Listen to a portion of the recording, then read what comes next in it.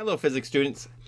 Today I want to look at a conservation of energy problem that also combines with centripetal motion, which is a common occurrence on these energy conservation problems. So here in this problem, we have a circus bear who starts on top of a hill with no initial velocity. The bear will roll down this hill and enters this loop and goes around this loop without falling, and then would do the loop-to-loop and then complete the motion flowing out of the way. Now again, we're going to assume no friction in this problem, a simplification here. And the question wants to know, how high must the bear start in order to make it around the 3-meter radius loop without falling once it's in the loop. Now, you may think that this is a trivial problem. That is, if I take a look here,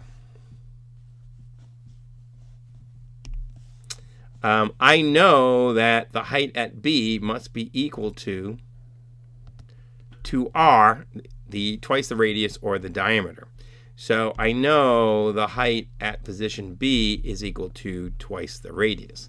And you would think that it would be obvious that the bear actually has to start at a height equal to twice the radius of the loop or the diameter loop. But what we're going to find out is that is actually not true, because we have to analyze the forces at the top of the loop. So let's take a look at position B. So the main thing we're going to discover is the velocity at B cannot be equal to 0.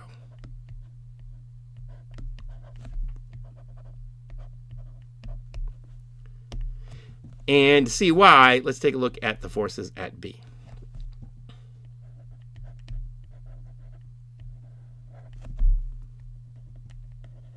So if I look at the forces acting on position B, of course, I have the weight of the bear pulling down.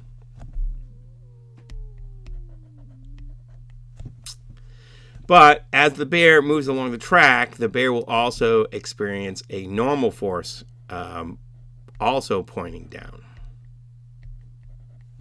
Now, the bear is in a circular motion going around the track. So this is an example of centripetal motion. So in this case, I would have that the normal force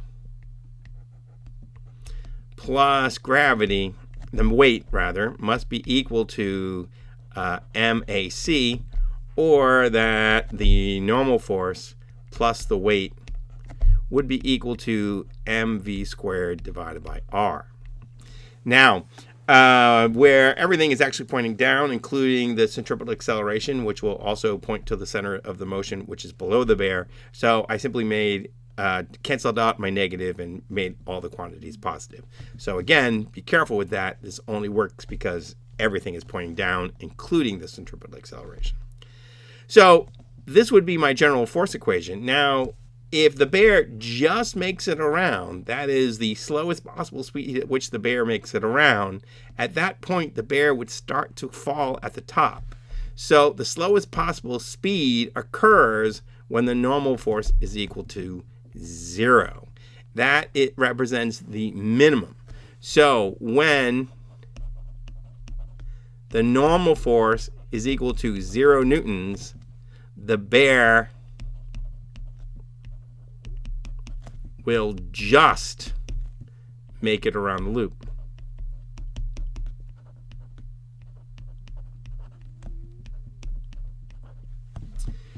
Oh, well, that means that again, canceling out my m's, because now I have an m in the two remaining terms, that means that the slowest possible speed at the top of this loop is not 0. It is, in fact, can be calculated from the radius in g. So I know that gravitational acceleration will be equal to v squared over r, that's the centripetal acceleration, or that the velocity at the top of the loop must be equal to the square root of g times r. And this represents the slowest possible speed to have enough velocity to make it around the loop. This occurs in a lot of physics problems. All right, so I know that the velocity at B then is going to be equal to the square root of gravitational acceleration times the radius of the loop. Now I know these things. This is approximately the square root of 30, but let's just leave it at that for a while as we now work the problem to find out how high we must start. Now that I have an equation for the v, then this now just becomes an energy conservation problem. So let's write that result over here. So I know that this velocity at b must be equal to the square root of gravitational acceleration times r. So I can scratch out this and give myself some working room. All right, so now that I have an expression for the velocity at b, it now just becomes an energy conservation problem. And I'm going to start what we did before. I'm going to say that the energy at position A must be equal to the energy at position B. And as before, there are no springs, so we don't have to worry about including the spring, the elastic potential energy. So I have that 1/2 mass, the velocity of the bear at A squared, plus mgh at A must be equal to 1/2 the mass of the bear times the velocity of the bear at B squared plus mgh at B. Now, some simplifications. I know that the bear is starting with no velocity at position A, so that gets rid of that term. There is a mass is left in each term, so we can cross out that mass. Then let's rewrite the equations. So I have the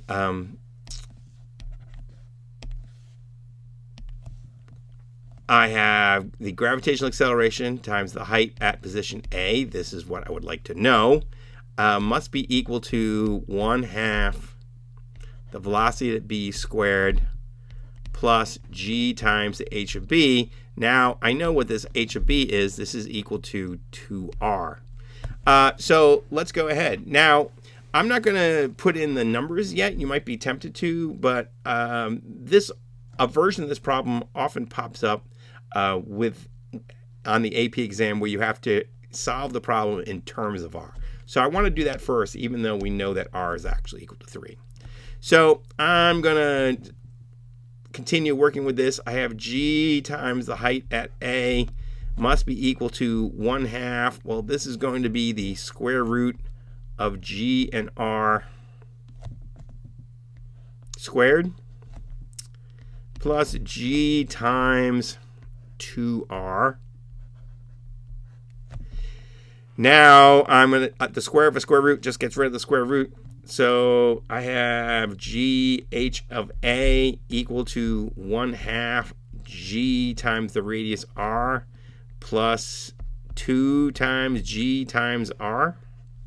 Now I'm going to combine this. 2 1/2 makes 5/2. So gh of A must be equal to 5/2 because 2 is the same thing as 4 divided by 2. So 4/2 and 1/2 makes 5/2. G times r. I notice I have a g on both sides, so I can cancel that. And I get the surprising result that the starting height at A must be equal to 5/2 or 2.5 times the radius r. So that is, it's going to be equal to 5/2 times 3 meters, or equal to 15 meters divided by 2. So the starting height must be equal to 7.5 meters. So the bear has to start at 7.5 meters in order to just make it around the loop. Now, again, working this problem algebraically, you will always get this result that the starting height must be equal to 5/2 times the radius, as long as there's no friction. And as long as the condition is the bear just makes it around the loop. So that is a useful insight. It's not always in your best interest to put in the numbers right away.